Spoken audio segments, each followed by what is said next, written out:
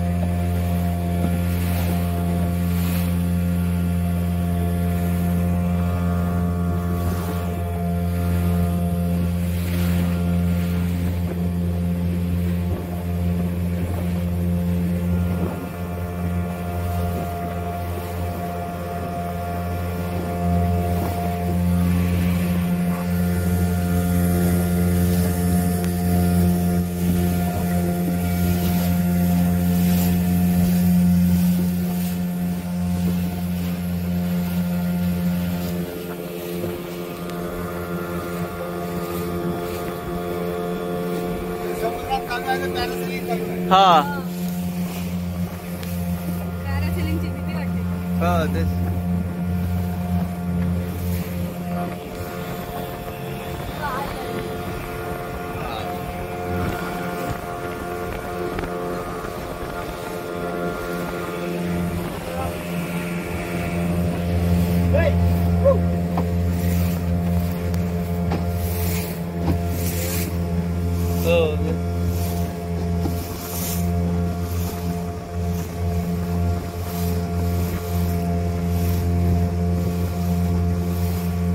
ते तिकडे आहे ते काय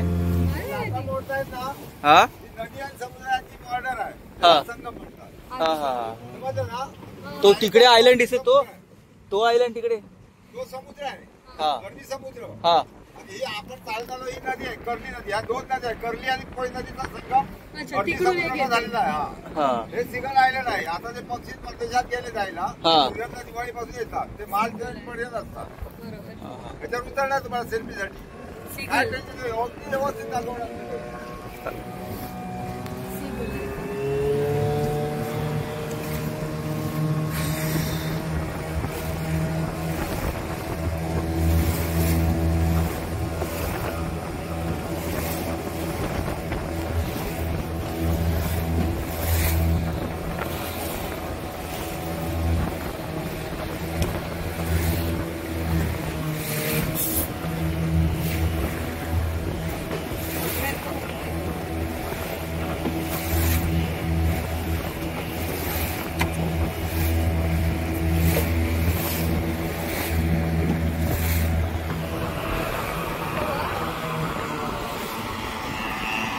संगमची बॉर्डर.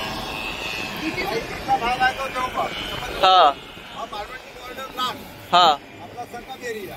हा तो मालवण चालू नका. हा हे देवबाग संगम एरिया. हे पॅरासेलिंग चालू आहे, ते समुद्रात चालू आहे. हो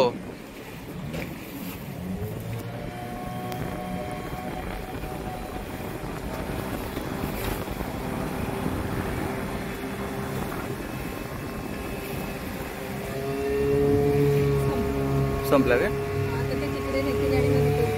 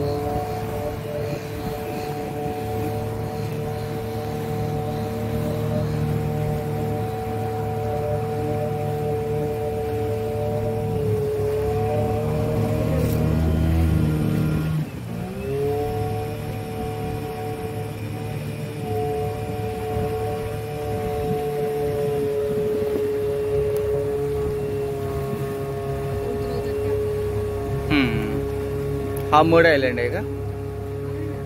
नाही तो कुठला आयलंड? हा सुनामी आयलंड. हे seagull. हा हे सीगल्स आहे. हे सीगल्स आहे का? हा, सिंगल आयलंड आहे. उतरणार पण. असं आहे का? हा बरोबर.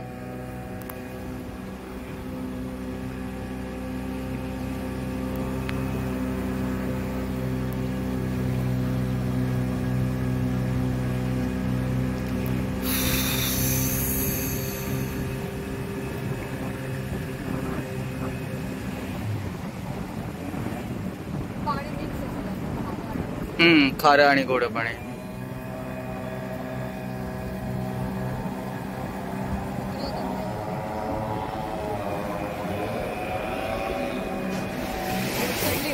हो. हे आता जो उभा आहे तो पूर्णपणे आयलंडवर आहे आणि हे जे आयलंड असं आहे की ज्या ठिकाणी सायबेरियातून येणारे हजारो किलोमीटरचं अंतर पार कापून येणारे जे सीगल पक्षी आहेत, सीगल पक्षींचं खाद्य मिळवण्यासाठी येतात. ज्या वेळेला थंडीचा काळ असतो, या थंडीच्या काळामध्ये सायबेरियामध्ये कडाक्याची थंडी पडते आणि बर्फ एवढा पडतो की तिथे खायलाही अन्न नसतं, झाडांवरही बर्फ पडतो. त्यावेळेला अन्न मिळवण्यासाठी जे सायबेरियन जे खरबुसे आणि जे पक्षी आहेत, हे पक्षी हे जे आयलंड मी आता उभा आहे या आयलंडवर येतात खाद्य मिळवण्यासाठी. कारण आपला भारत जो आहे हा उष्णकटिबंधाचा देश आहे आणि ते खायला प्यायला भरपूर अन्न वगैरे आहे. आणि त्यानंतर तुम्ही आता जर पाहिलं तर इथे सगळ्या बाजूने पाणी आहे, सगळ्यामध्ये पाणी आहे.